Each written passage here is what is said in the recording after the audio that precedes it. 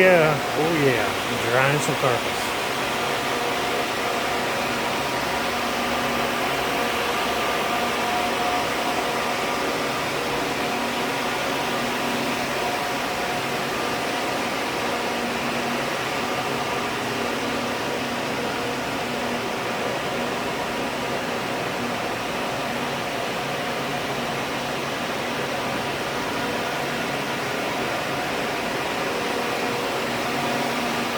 The half down there is already dry. We just finished up with this half over here and this little section right here.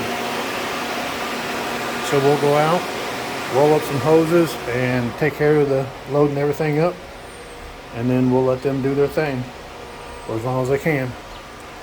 Alright, that's how we dry carpets around here. Olmec Reflections.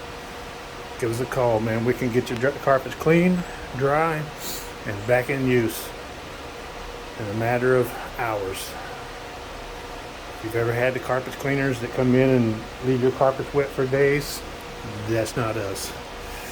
We do everything we can to get your carpets dry and back in service as quick as possible. This is a rainy day, so that's our most difficult days to get stuff dry, but those fans are bad.